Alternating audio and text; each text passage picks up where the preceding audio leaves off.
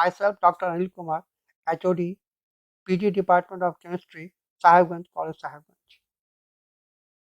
A very good morning to all of you.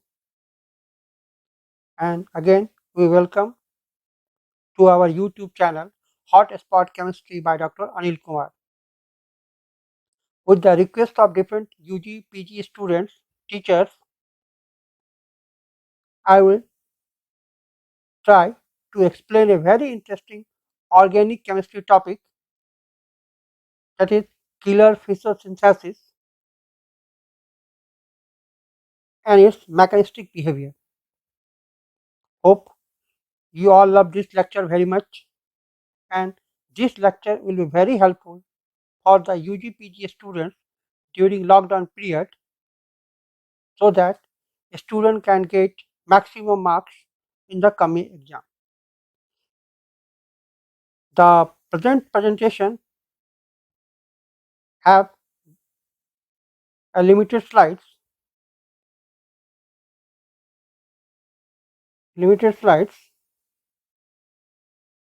In slide 3, we will discuss about the introductory part of the Kilani-Fischer synthesis, that is how aldopentose is converted into aldohexose, that is how lower aldose is converted into higher aldose, that is D-araminose, how D-araminose is converted into D-glucose, that is how will you increase the chain length of an aldose, that is chain initiation of aldose. And second slide and in fourth slide and fifth slide, we will discuss the mechanistic part of the Killer-Fischer synthesis, and Killer-Fischer synthesis is also known as KFS, and Killer-Fischer synthesis is named after the German scientist, a German chemist, Heinrich Kilani and Hermann Emil Fischer in 1886. And in 1886, two scientists, Kilani and Fischer, synthesized this synthesis. It is a method for synthesizing monosaccharides. In this case, the new chiral carbon is produced with both stereochemistries, so that product of KFS, that is Killer-Fischer synthesis, is a mixture of two distereomeric sugars called epimers. These epimers will be clear in the coming slide. The Kilani-Fischer synthesis lengthens an aldose carbon chain, that is carbon chain number increases by adding one carbon atom to aldehyde end of the aldose. It is very useful both for determining the structure of existing sugars and for synthesizing new sugars. In slide number 4, we will discuss how an aldopentose is converted into aldohexose. Here, at first of all, we will choose an aldopentose. That is, aldopentose is 5 carbons having CHO group in the upper side, and it is also known as D-araminose. In this case, we will write the open chain structure. In the figure, the left figure indicates the open chain structure of aldopentose, and aldopentose is treated with HCN, that is hydrogen cyanide. What happens? The cyanide has a negatively charged particle and hydrogen is a positively charged particle.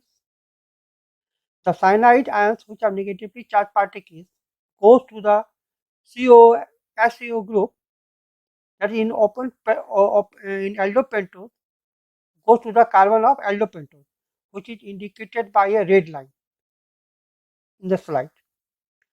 The hydrogen has positive charge, which will go to the oxygen atom, indicated by a blue line. That is, when aldopentose is treated with HCN, then two things happen. That is, addition of one carbon, and CHO group, that is in aldopentose there is a CHO group, is converted to the CN group. That is, on treated with SCN, the carbon chain increases, that is COO group, then there will be an addition of CN group.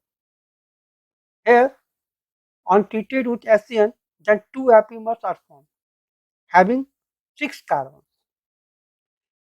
Here, in this slide, we see that there is a 6 carbon chain, and the position of H and OH changes.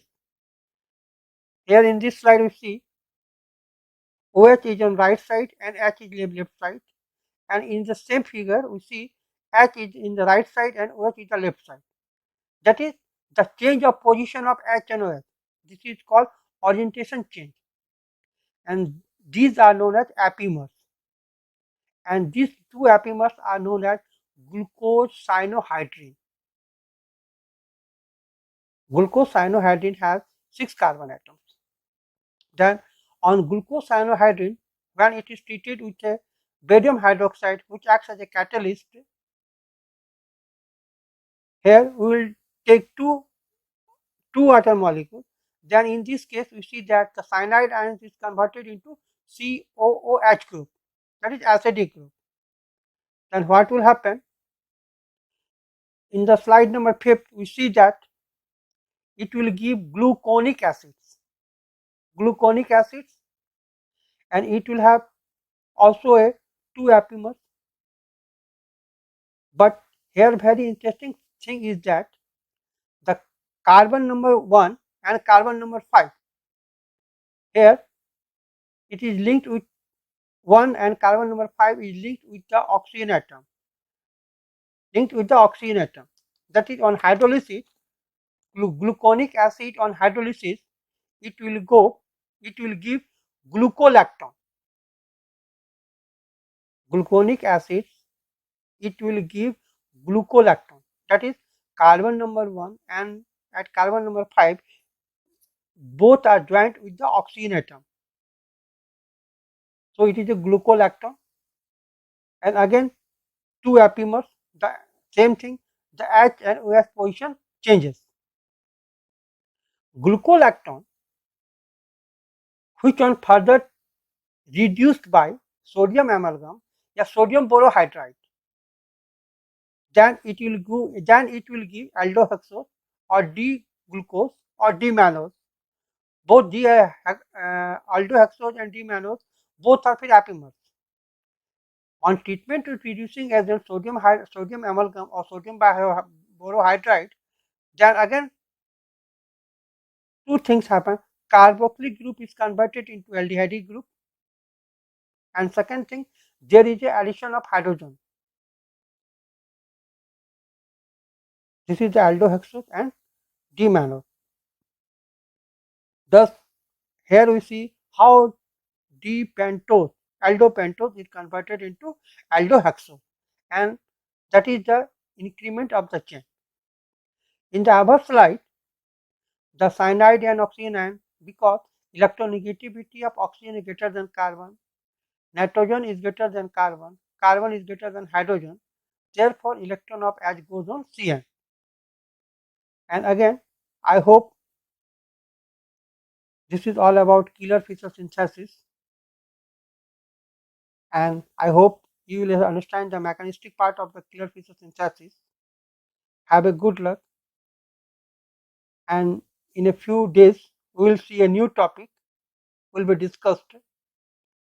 So kindly subscribe, like, comment, or touch the bell of the YouTube channel Hotspot Chemistry by Dr. Anil Kumar. This whole things were edited and designed by Dr. Anil Kumar, which is myself, HOD PG Department of Chemistry, Sahibganj College, Sahibganj, with my beloved student Pratik Mohan Mishra and Stephen Hansda, who is also a BCA student of this college. This is all about Kieler-Fischer synthesis. Have a good luck. Thank you.